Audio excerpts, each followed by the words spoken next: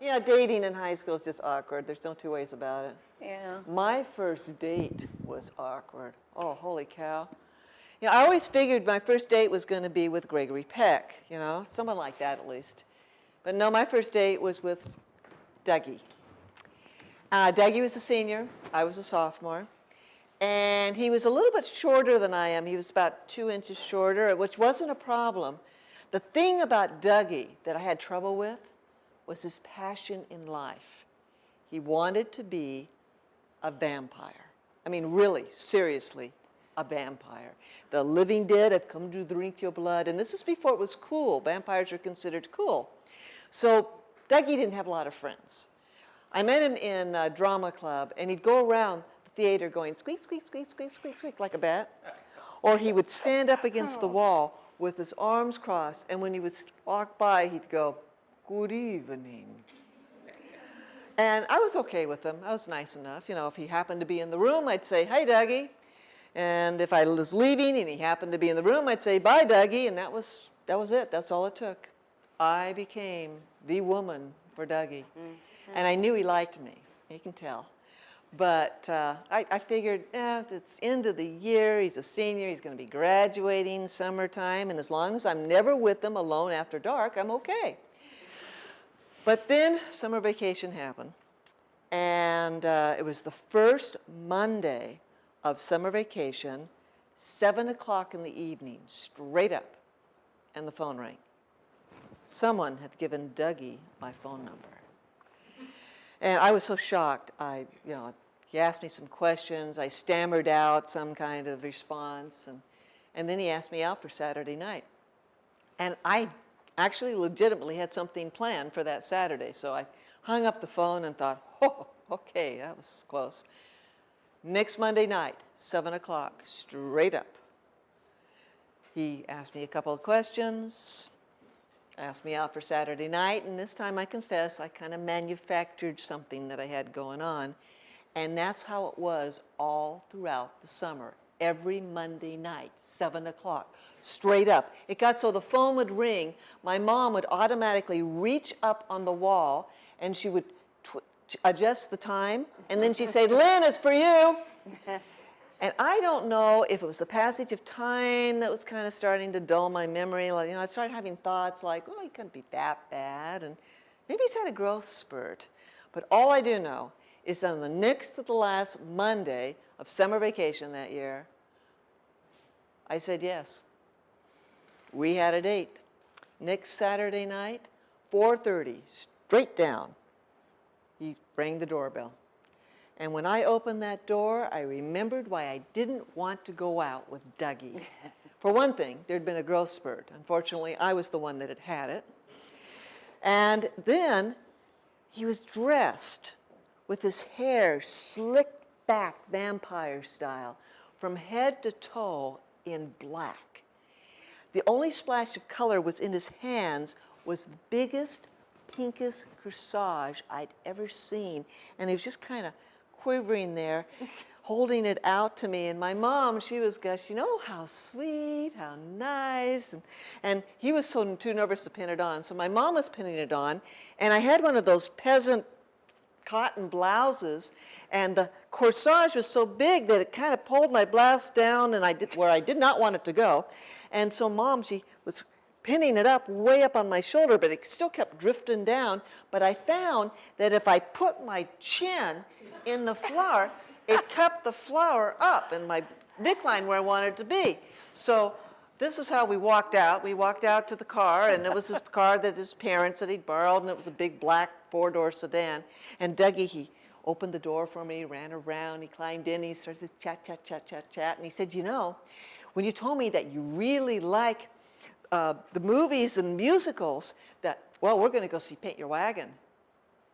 And I realized that Dougie had been running reconnaissance on me all summer long with all those questions. And I hadn't been paying attention to what I was saying, so I must have told him that I liked musicals, which I kind of do, and that pink was my favorite color, which it really isn't. Everybody, it seemed like, in Pleasant Hill, California that evening went to see Paint Your Wagon. And we found 2 seats, front row, center.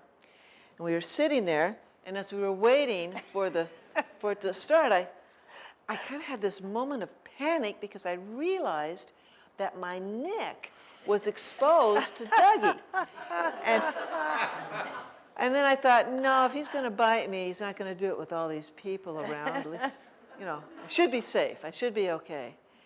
But then I really panicked because I could see out of the corner of my eye his hand, and it was in that universal guy position, of I want to hold your hand.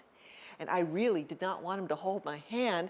And so I immediately went into the universal, I do not want you to hold my hand clutch.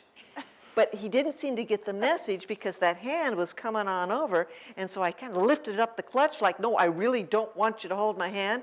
But the hand was getting closer and closer, and I didn't know what to do. I was thinking, no, I cannot hold my hand. I cannot let him hold my hand. And so I started twiddling my thumbs. And the hand retreated, and he reached over, and he said, what are you doing? And I said, just what I do. All movies, I'm always twiddling my thumbs. And so I did. I sat there and I twiddled my thumbs. I twiddled them forwards, I twiddled them backwards, up and down. For 2 hours, 40 minutes plus intermission, I twiddled my thumbs. By the time I got out to the car, the joints in my thumbs had swollen and my thumbs were locked into a position. But as I sat in the car, I thought, this is okay, pretty good movie. It's still light outside. I'm safe. We'll go home. It's okay. But then as we were pulling out of the parking lot, instead of turning left to take me home, Dougie turned right and he said, when you told me that pie is your all-time favorite food, I knew the exact place to take you. And I thought, I told him I like pie. Well, we drove across town. This little kind of bakery cafe place. And it was Grandma Tilly's, flakiest crust in the world. And it was right next to this large retirement complex with all the condos and the different golf courses and so forth. And we walked up to the door, and there was a close sign, and I said, oh, darn, they're closed. And Dougie smiled and said, no problem. And he pushed open the door. And as soon as we stepped in, I heard someone say, they're here. And instantly we were surrounded by all these short, dark-haired people that were surrounding us. And that's when I realized that Grandma Tilly was literally Grandma Tilly. And there was Granddad Jim, and there were all these cousins and siblings, and they were circling around us, kind of herding us, just swarming us over to the table. And I was thinking, I really hope that this vampire thing's not a family trait. And we sat down at this little table that had this vase of pink carnations. I heard Andy Williams crooning Moon River in the background. And I knew that I wasn't the only one on a first date.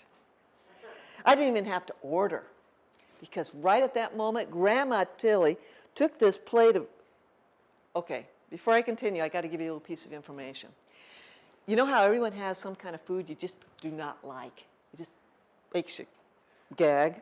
For me, it's raisins. Can't stand raisins. So I'm sitting there, and the family is circling us way too close. Dougie is sitting across the table beaming, and Grandma Tilly sets in front of me this wedge of deep dish raisin pie. And I'm looking at it thinking, can it get any worse? And right then, Granddad Jim jammed a sparkler in the middle and lit it with a Flick-a-Bic lighter. It must have taken, it seemed like 45 minutes for that thing to burn down. But it gave me time to work out a strategy of how I was going to eat that pie without tasting it. I decided I would kind of follow after the example of my dog, wolf it down. So as soon as it had burned down, and Granddad Jim took it out, the sparkler, I scooped up the fork and I chunked out a piece of pie and I jammed it in my mouth and I swallowed it whole. And then I chunked out the next piece and swallowed it whole. I had that plate cleared in a minute flat. And Grandma Tilly said, well, Jim, this girl really does love pie. Jim, go get her another piece. Okay, so it was halfway through this second piece that I wasn't feeling very good. And I stood up And I said, bathroom? And one of the cousins, pointed off to the hallway, and I lurched down the hallway into the girls' room as I was standing over the toilet. Everything settled down a little bit. I didn't lose it, but those raisins were rumbling down there, something awful. And I thought, well, maybe if I splash some cold water on my face. So I walked over to the faucet. And have you ever noticed how convenient it is to have opposable thumbs? Well, particularly when the faucet is stuck, the handle, and I couldn't get the cold water to go on, and I hit it, and I hit it, and I hit it, and it broke loose, and water came streaming at me, and because it was set low for short people, it was hitting me right where I didn't want it to hit me. And so I hit it, and I hit it, and I hit it, and finally it just kind of went down to a trickle, and I'm standing there dripping wet thinking, I can't go out there like this in this vulnerable state to a family of possible vampires. And then I remembered that as I was going down the end of the hall, as I was coming to the girls' room, that there was a boutique, a women's boutique at the end of the hall, and I thought, well, maybe they're open and maybe they have pants. And my mom had always told me to keep $10 in my purse in case there had ever been an emergency, and this was an emergency. So I went down the hall, and it was open. The boutique was open. I stepped in, and this little old lady, she was so happy to have a customer that she didn't even seem to mind that I was dripping all over her floor. And I said, do you have any pants? And she said, oh, we have a lovely selection of slacks right over here. And they did have a lovely selection of slacks, perfect for all the little old ladies that lived in the retirement center next door. I purchased the only pair that I could afford. They were 2 sizes too big, but the elastic band made it very easy to hold them up, and the floral pink just matched the corsage perfectly.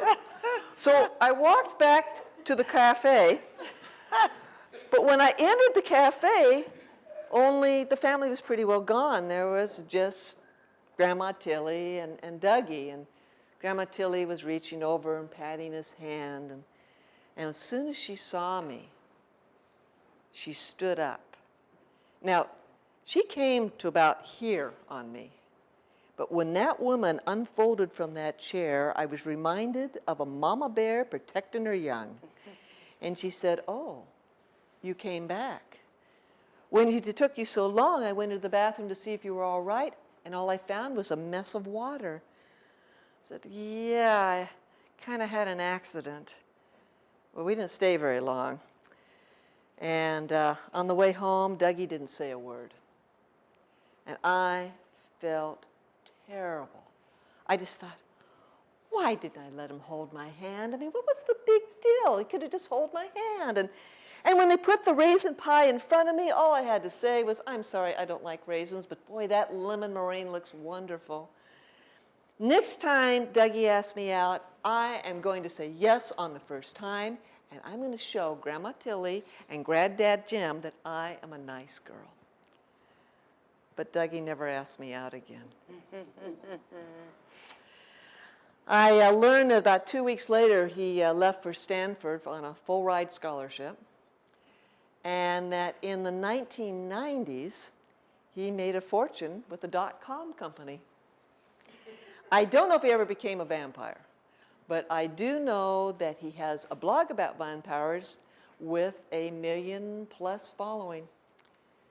You know, sometimes I'll kind of daydream about what it would have been like if my first date had been with Gregory Peck. I wouldn't have had to worry about vampires.